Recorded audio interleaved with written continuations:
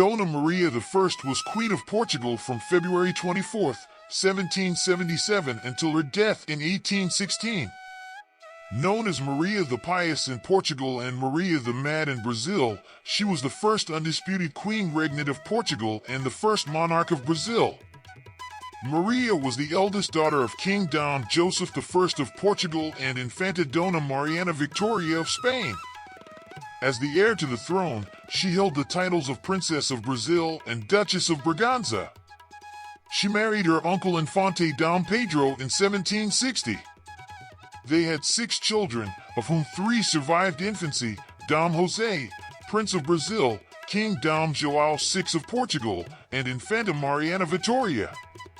The death of King José in 1777 placed Maria, then 42 years old, on the throne. Her husband Pedro was nominally king alongside her as Dom Pedro III.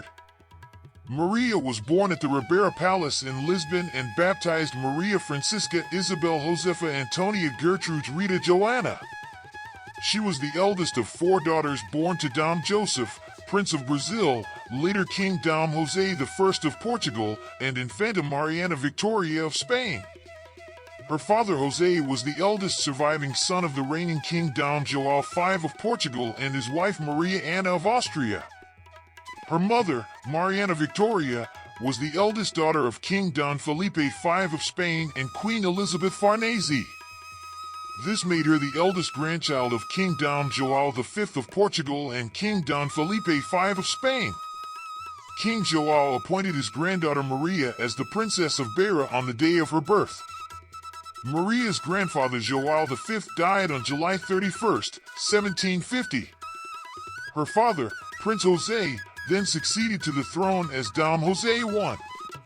As José's eldest child, Maria became his heir presumptive and was given the traditional titles of Princess of Brazil and Duchess of Braganza. On June 6, 1760, Maria married the king's younger brother, her uncle Pedro, later King Dom Pedro III of Portugal.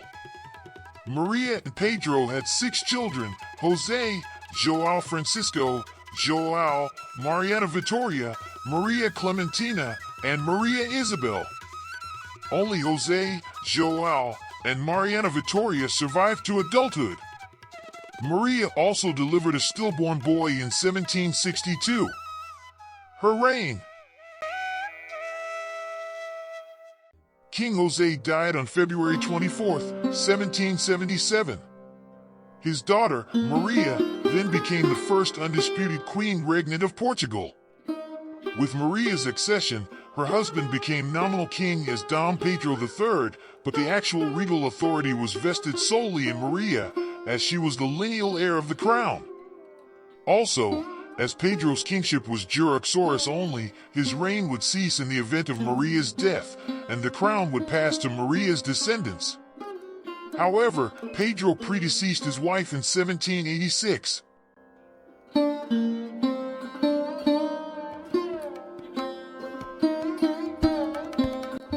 Maria is considered to have been a good ruler in the period prior to her madness. Her first act as queen was to dismiss the popular Secretary of State of the kingdom, the Marquis of Pombal, who had broken the power of the reactionary aristocracy via the Tavora affair, partially because of his Enlightenment, anti-Jesuit policies. Noteworthy events of this period include Portugal's membership in the League of Armed Neutrality, July 1782, and the 1781 cession of Delagoa Bay from Austria to Portugal. However, the queen had religious mania and melancholia, and this would take a toll on her health. This acute mental illness, perhaps due to porphyria, made her incapable of handling state affairs after 1792.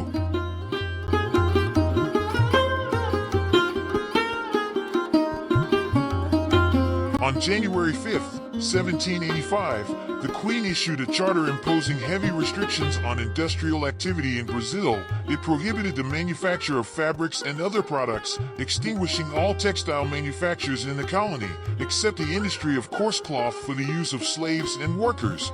Since the Portuguese colonial administration did not look favorably on the development of industrial activities in Brazil for fear of economic and, perhaps, political independence.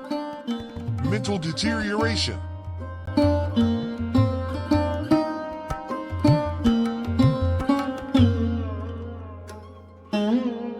Maria's madness was first officially noticed in 1786, when she had to be carried back to her apartments in a state of delirium.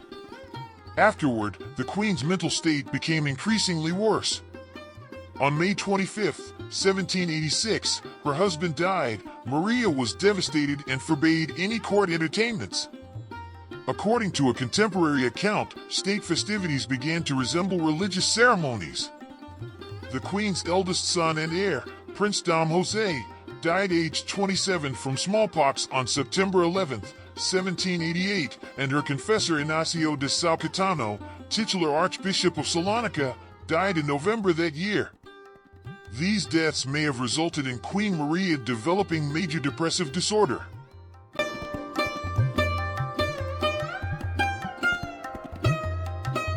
Another potential cause was her incestuous ancestry. This is substantiated by two of her sisters having had similar conditions. In February 1792, Maria was deemed insane and was treated by Francis Willis, the same physician who attended to British King George III. Willis wanted to take her to England, but the plan was refused by the Portuguese court. Potentially as a result of Willis's more advisory role in Maria's care, rather than the hands-on care of King George III, Willis deemed the Queen incurable.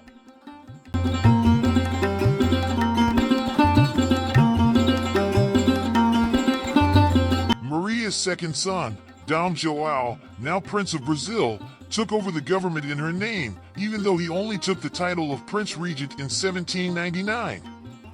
When the Real Barraca de Ajuda burnt down in 1794, the court was forced to move to Queluz, where the old queen would lie in her apartments all day.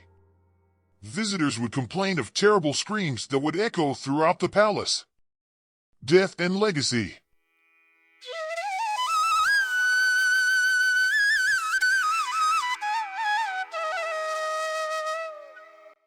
Maria lived in Brazil for a total of 8 years, always in a state of incapacitation.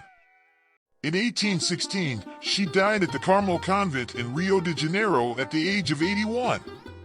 After her death, the Prince Regent was acclaimed as King Dom João VI.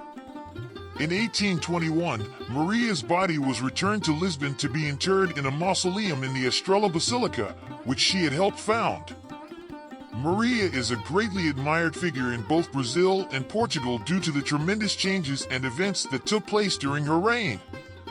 In Portugal, she is celebrated as a strong female figure. Her legacy shines at Portugal's Queluz Palace, a Baroque Rococo masterpiece that she helped conceive. A large statue of her stands in front of the palace, and a pousada near the palace is named in her honor. A large marble statue of the Queen was erected at the Portuguese National Library in Lisbon by the students of Joaquim Machado de Castro. In Brazil, Maria is admired as a key figure in the eventual independence of Brazil.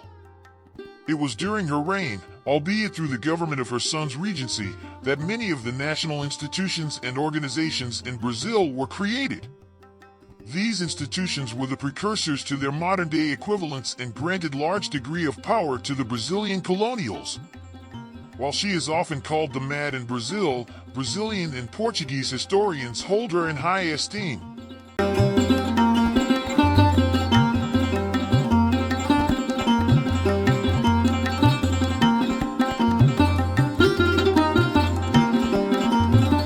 For more on King's Chart, be sure to watch the reign of King Solomon and be a part of our growing community by subscribing to King's Chart. God bless you.